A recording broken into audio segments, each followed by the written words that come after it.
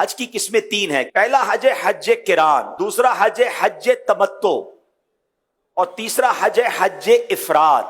اب تھوڑی تھوڑی اس کی تعریف. حج کران کس کو کہتے ہیں؟ نبی پاک علیہ الصلوۃ والسلام نے اپنی مبارک حیات طیبہ میں ایک ہی حج فرمایا اور وہ حج کران فرمایا.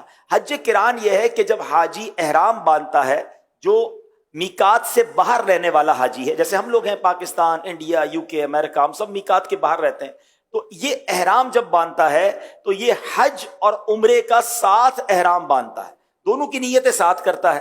اور اس کا احرام جو اترے گا، یعنی احرام سے وہ فارغ ہوگا، وہ تمام حج کے معاملات سے فارغ ہو کر رمی جمرات کر کے، حلق کر کے، قربانی کر کے وہ حج کے احرام سے فارغ ہوگا. یعنی آسان لفظوں میں احرام ابھی باندھے گا، عمرہ اور حج ساتھ کرے گا، مگر احرام اس کا حج کے بعد اترے گا. ٹھیک ہے. اب دوسرا حج ہے حج تمتع. یہ حج کرتے ہیں پاک و ہند میں رہنے والے، میقات کے باہر میں رہنے والے، عموماً ہم یہ حج کرتے ہیں. وہ کیا ہوتا ہے؟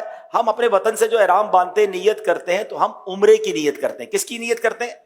اور وہاں جا کر عمرہ کرتے ہیں، احرام سے فارغ ہو جاتے ہیں.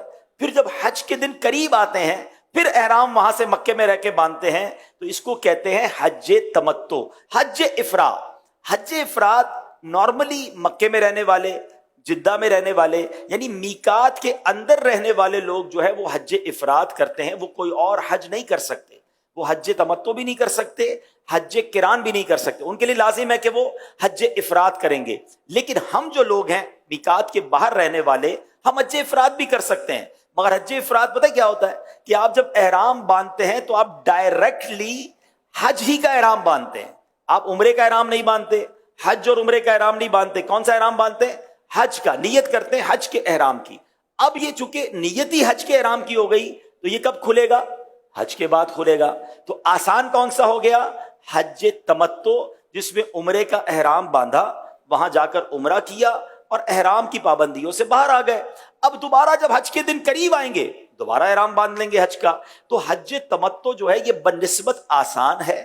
ٹھیک ہے. اب آتے ہیں، یہ تینوں قسمیں آپ نے سن لی. پاکستان والے کرتے تو حج تمتع ہیں، لیکن انفارچونیٹلی، بدقسمتی سے، لوگ 30 دن 40 دن کا حج کرنے کے لیے تیار ہیں، 10 11 12 20 لاکھ روپے کا پیکج بھی دینے کے لیے تیار ہیں. 2-3 گھنٹے کی تربیت نہیں لیتے.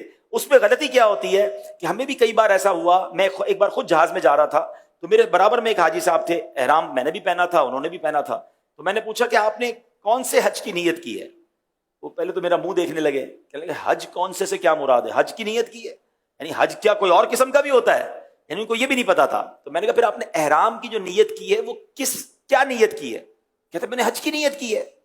اب آپ بتائیں گے، اگر کسی نے حج کی نیت سے احرام باندھا تو اس کا کون سا احرام ہو گیا؟ حج افراد ہو گیا. اب اس کا احرام عمرہ کر کے تو اترے گا ہی نہیں، اس نے عمرہ کرنا ہی نہیں ہے. اچھا، اب لوگ کیا کرتے ہیں، کیونکہ تربیت نہیں ہے تو احرام پہنا اور حج کی نیت کر کے بیٹھ گئے جہاز میں. اب جناب بیسیکلی تو ان کا حج افراد ہو گیا، اور وہ حج تک احرام باندھنا ان کو ضروری تھا، ان کو یہ مسئلہ ہی نہیں پتا. تو ہمیں یہ پتا ہونا چاہیے. اور بہت سارے حاجی اس میں کنفیوز ہو جاتے ہیں کہ یار جا تو حج کی لے رہا ہوں اور نیت مجھے عمرے کی بتا رہے ہیں. تو جناب حج تمتع والا پاکستان سے، انڈیا سے، میقات کے باہر کسی بھی ملک سے جب بھی جائے گا تو وہ عمرے ہی کی نیت سے جائے گا. وہاں پہلے عمرہ ادا کرے گا، احرام کی پابندیوں سے فارغ ہو جائے گا، اور اس کے بعد جب حج کے دن قریب آئیں گے پھر جب احرام باندھے گا تو وہ حج کی نیت سے باندھے گا. تو یہ 3 حج کی قسمیں آپ کو یاد ہونی چاہیے. حج کران کرنے والا قارن کہلاتا ہے، حج تمتع کرنے والا حاجی متمتع کہلاتا ہے، اور حج افراد کرنے والا جو حاجی ہے وہ مفرد کہلاتا ہے. تو اصطلاحات بھی امیر اہل سنت نے بڑے پیارے انداز میں یہ پورے حج کے سفر میں جو اصطلاحات، ٹرمینالوجیز ہماری یوز ہوتی ہیں اس کو بھی بیان کر دیا ہے. اور میں ایک اور خوبصورت بات بتاؤں کہ یہ رفیق الحرمین انگلش زبان میں بھی موجود ہے، اور نہ صرف انگلش میں بلکہ دعوت اسلامی .net ویب سائٹ پر یہ کئی زبانوں میں موجود ہے. تو یہ ڈاؤن لوڈ کر لیں، اس کو پڑھتے رہیں، آپ کا سفر بہت آسان ہو جائے گا.